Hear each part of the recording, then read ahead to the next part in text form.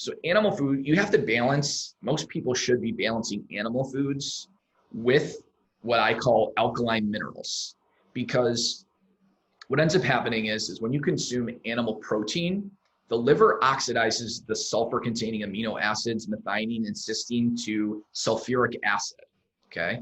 And then bicarbonate has to take care of two of the hydrogens, and then you're left with this negatively charged sulfate. And in order to eliminate that, if you don't have good amounts of alkaline minerals like potassium and magnesium, the body has to produce ammonia to get rid of that sulfate, because it has to maintain electroneutrality. So sulfate is negatively charged. It takes ammonium to excrete that. So if you're not getting these alkaline minerals, which could actually bind to the negatively charged sulfates, your body has to produce a lot of ammonia, which can damage the kidney. So there should always be this balance between animal foods and some type of alkaline minerals, either from plant foods or like bicarbonate natural mineral waters, to balance out the acid from animal foods. Yeah, and that acidity will also promote like the excretion of calcium and magnesium maybe. It absolutely can. And so we didn't know this until the 60s when we did balance studies on people. And a lot of people don't believe in this because our bodies have this buffering system where it's very difficult to change the pH of the blood. So the body will maintain a really good pH for a long time, but your bicarbonate could be in the tank. You could be stripping muscle, bone, connective tissue. You could be producing massive amounts of ammonia, and your urine could be very, very low pH, which is indicating that you have low stage chronic metabolic acidosis. And so getting the alkaline minerals is super important for balancing out the acid. Yeah.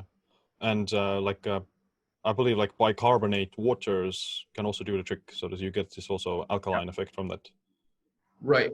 So I drink Gerolsteiner, but there's many other natural mineral waters that contain bicarbonate. And I get this question all the time. People say, well, won't the bicarbonate affect the stomach pH? And not really, because it's a very low dose, but you're consuming it throughout the entire day. So it adds up over the weeks. And so it's completely different than taking like a sodium bicarbonate tablet. Right. So for example, people take like 20 grams of sodium bicarbonate before like their athletic performance. Gerolsteiner only contains 1.8 grams per liter. So it's a very low, slow infusion, and it's already contained in fluid. And we absorb water very quickly within 15 minutes. So it's not going to like sit in the stomach for hours, sort of like, you know, combining with the hydrogen and forming carbon dioxide. It's not going to suppress the acid very long. So if you are worried about the whole changing the pH of the stomach, you can just, what you can do is not drink a whole lot of bicarbonate mineral waters like within 1 to 2 hours after eating, if you're truly worried about affecting the pH of the stomach. But again, unless you're consuming large amounts, you're really not going to affect the pH of the stomach that much. Yeah, that's good. Good advice there. And it's a way like if you get it throughout the entire day, then your body absorbs that bicarbonate and kind of stores it away into the, you know, basically storage bank for the bicarbonate. And then when it needs to like buffer the acidity, then you have like a larger storage of that to pull from. Whereas if you take like a sodium bicarbonate before a meal, then some of that bicarbonate will affect your stomach acid and can cause like heartburn or indigestion as a result of that. So spreading it out is the way to go, because then your body's able to deal with it better and kind of use it more efficiently. Right. And a lot of carnivores are probably suffering from chronic metabolic acidosis. So I've asked some of them, what's your bicarbonate level?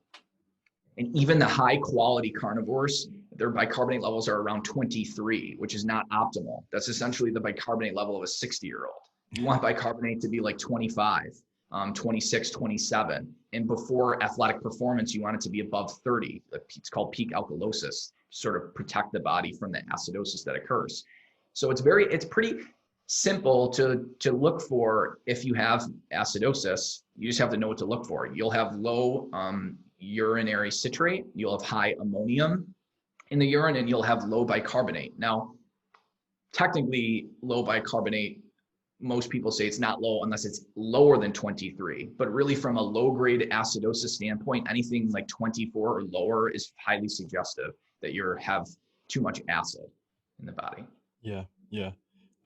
So would it be like a good to take, or like if you have like bicarbonate water, to drink it like during the fasted state as well, because you are more acidic while fasting and not having eaten? 100%. So by day 2 of a fast, that's like a complete fast, you're in a state of mild chronic acidosis. The bicarb level drops. Even the pH is right on the borderline of, typically what we call it acidosis, but really it's acidemia. It's higher acid in the blood. So the pH is teetering around 7.35, which is just borderline, but you're definitely in metabolic acidosis.